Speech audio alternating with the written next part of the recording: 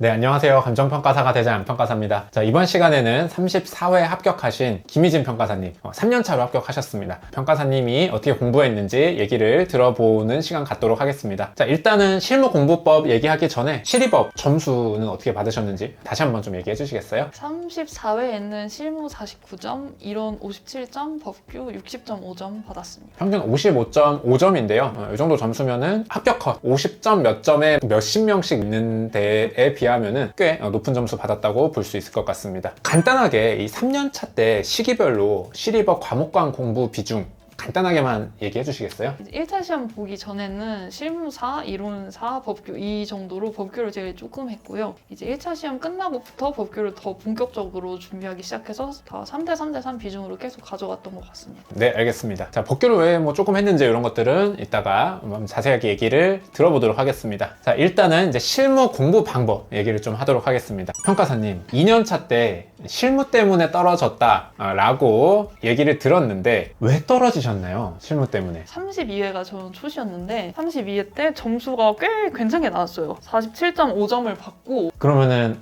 얼마나 공부하고 뭐 이렇게 봤는데 47.5점 받은 거였어요? 근데 짧게 공부한 건 아니었고 1차 공부 시작하기 전에 한 6개월 정도 실무 공부하고 그리고 1차 끝나고 3개월 정도 공부하고 이제 봤는데 그렇게 나왔는데 뭐 짧게 공부한 편은 아니지만 어쨌든 어려웠던 시험이라는 평이 있었는데 거기서 47.5점을 받으니까 나는 실무에 꽤 소질이 있는 사람인가? 라는 생각을 하게 됐고요. 그런 생각에서 이제 자만심이 들었던 것 같아요. 그래서 이제 다른 합격 수기들을 보면 실무는 손으로 푸는 게 아니다. 그래서 일주일에 100점만 풀어도 뭐 된다. 이런 분들이 있잖아요. 그래서 그런 수기를 보고 나도 저렇게 해도 합격할 수 있겠다. 라는 생각이 들어서 주에 100점에서 200점 사이로만 문제를 풀고 그런 식으로 실무를 좀 등한시 해줍니다. 그랬더니 34회에서 굉장히 처참한 점수를 받아서 그 영향이 크지 않았나. 33회에 불합격하게 된 이유가 그래서 실무 때문이지 않은가라고 말씀드렸습니다. 근데 초시 때 47.5점이면 그때 명가락만 해도 사실 이제 합격하는 평균이었던 때죠. 근데 그때는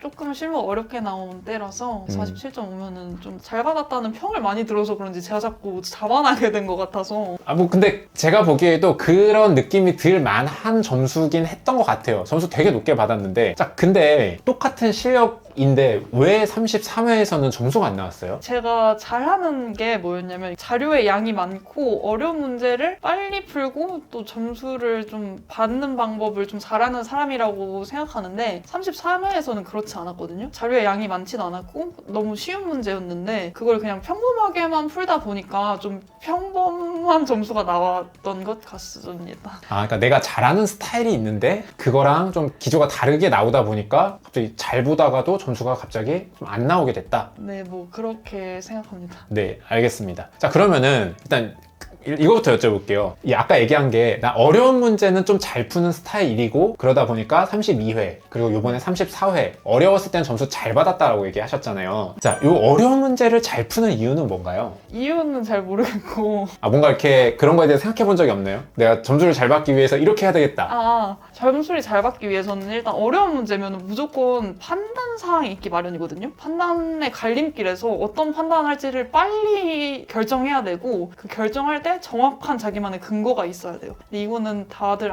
아시고 계실 거라고 생각하지만 이걸 연습하는 게 정말 중요해요. 스터디에서도 어려운 문제가 나와서 그냥 안 풀어버릴래 이러면 안 되고 근거를 가지고 어떻게 밀고 나갈지 생각하고 빨리 판단하고 그거를 답안지에 현출하기까지 이거를 연습을 매주 하는 게 굉장히 중요합니다. 그러면 제가 궁금한 게 저도 이거 판단 빨리 하고 싶어요.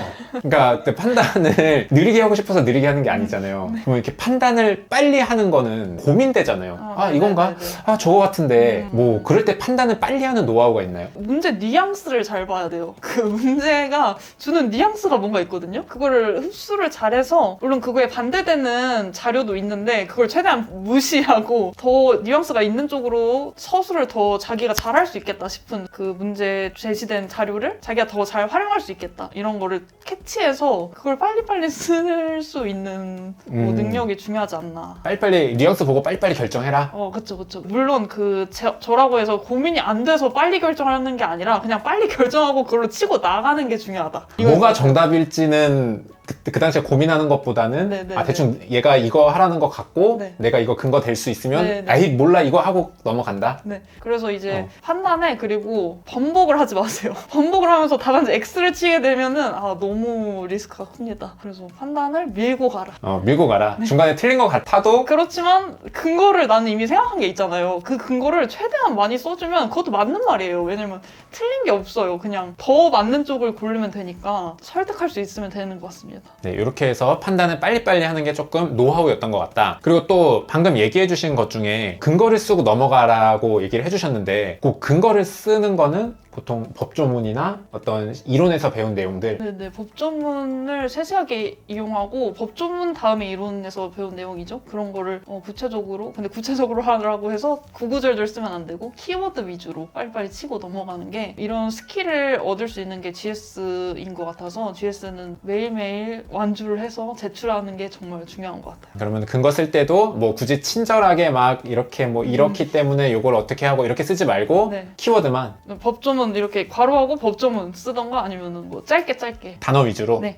구구절절하게 쓸 필요는 없다고 합니다. 그리고 또 다른 노하우가 있다면요? 제가 이제 논점 잡는 연습을 많이 할 수 있었던 게 최종호 평가사님 GS가 도움이 굉장히 많이 됐어요. 단순히 3방식을 풀어라 하는 문제를 내는 게 아니라 그 논점이 굉장히 어디서도 볼 수 없었던 문제가 나오거든요. 근데 그게 1번부터 4번까지 모두 그래요.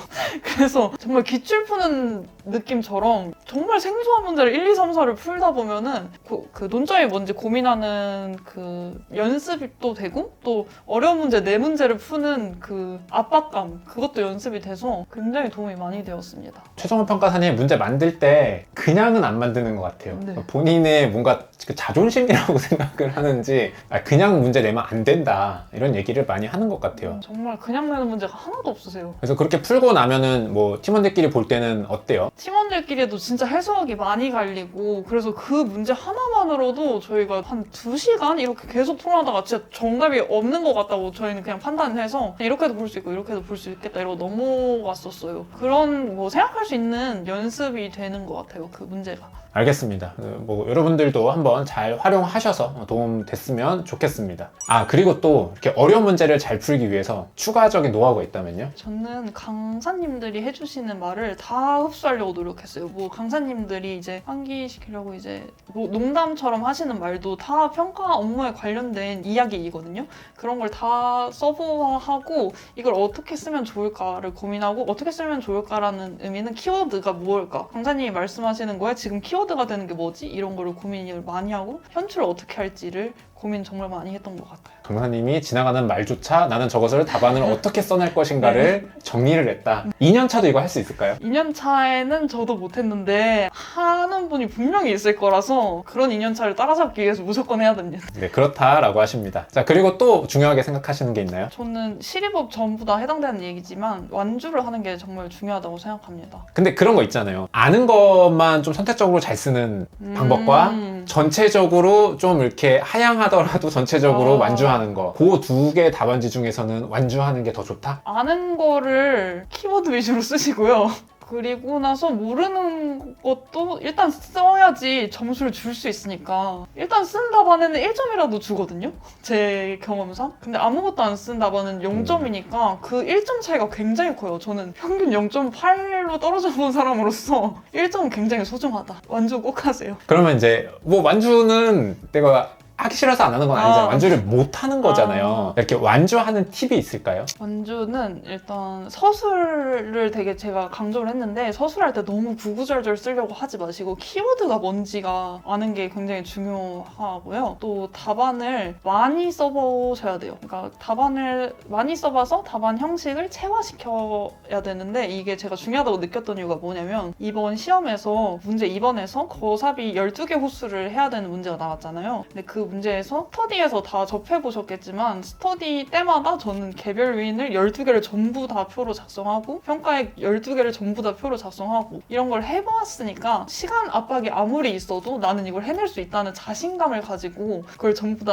그 현장에서도 표로 작성을 할 수 있었거든요. 물론 숫자는 틀렸지만 형식을 지키는 게 중요했다고 생각합니다. 무슨 말인지 이해 가요. 이게 알고 있어도 내가 처음 답안지를 써보려고 그러면은 좀 이렇게 멈칫멈칫하게 되고 네네. 고민하게 되는데 이미 해봤으면 이렇게 하면 되겠네, 빨리 해야겠다, 이렇게 생각을 하게 된다라고 합니다. 그러면은 답안을 많이 써보라고 하셨는데 어느 정도면은 많이 써보는 건가요? 저는 주에 4,500점을 풀었는데 이걸 뭐 많다고 느끼지 않으실 분도 있지만 저는 많다고 생각해요. 왜냐면 저는 2년차 때는 100점밖에 안 풀었으니까 이 정도면 진짜 많이 푼다라고 생각했던 것 같아요. 대충 이제 평일 기준으로 하루에 한 100점 꼴 정도? 네, 뭐 그 정도. 이 정도는 많이 풀어봐라, 이 정도로. 네, 그리고 또 다른 팁이 있다면요? 저는 이 문제를 읽을 때 물어보고자 하는 논점이 뭘까를 문제 뉘앙스에서 먼저 파악하고 이런 논점이 나오지 않을까를 생각하고 들어가서 자료를 보다 보면 그런 논점이 나오거든요. 이게 정말 중요한 것 같아요. 그러니까 자료가 주어지는 대로 목차가 따라가는 게 아니라 목차를 생각하고 자료를 끼워 맞추는 느낌이 굉장히 중요하다고 생각합니다. 문제 뉘앙스를 보고 이런 게 논점이 되겠다를 파악하는 게 중요하다고 생각합니다. 네, 제가 그러면은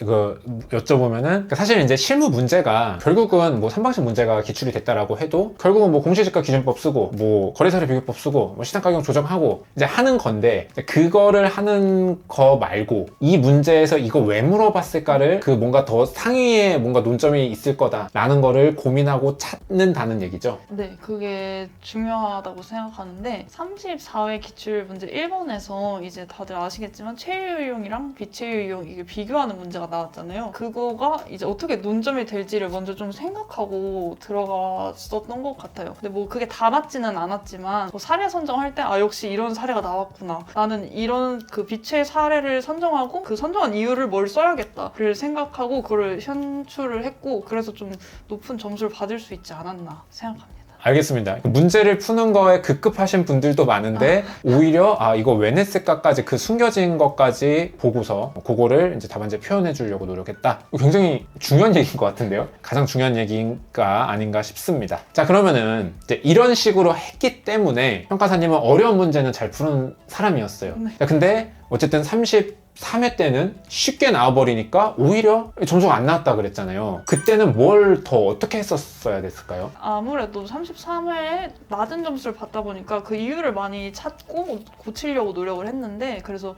쉬운 문제 푸는 전략을 좀 세웠었어요. 쉬운 문제를 풀 때는 서술을 많이 했는데 이거는 아까부터 강조했던 내용이지만 쉬운 문제에서는 특히 당연한 서술을 더 많이 해줬어요. 뭐 예를 들어서 표준지 선정을 다들 하시잖아요. 표준지 선정하기 전에 표준지 선정 기준을 써준다거나 법조문 같이 써주고 용의주지 같이 써주고 그 다음 표준지 선정을 들어간다거나 뭐 건물을 평가할 때 건물 층별로 구분해서 평가하는데 그 이유를 써준다거나 감칙을 같이 써준다거나 이게 구분평가다를 명시해준다거나 DCF법에서는 왜 DCF법을 쓰고 그러니까 DCM이 아니라 DCF를 쓰는 이유 이거랑 왜 내부치계법을 쓰는지 아니면 왜 외부치계법을 쓰는지 이유를 다 설명해주고 더 나아가서는 거사비를 쓸 때 적정한 실거래가가 요즘에 핫한 키워드라고 생각해서 적정한 실거래가 의의를 무조건 외우고 들어가서 실거래가 선정하기 전에 적정한 실거래가 의의를 써주고 그래서 이게 적정한 실거래가다 보여주고 그러니까 이런 걸 세세한 거를 진짜 하나하나 다 그 서술할 수 있게 준비를 했었어요. 근데 이때 중요한 게 뭐냐면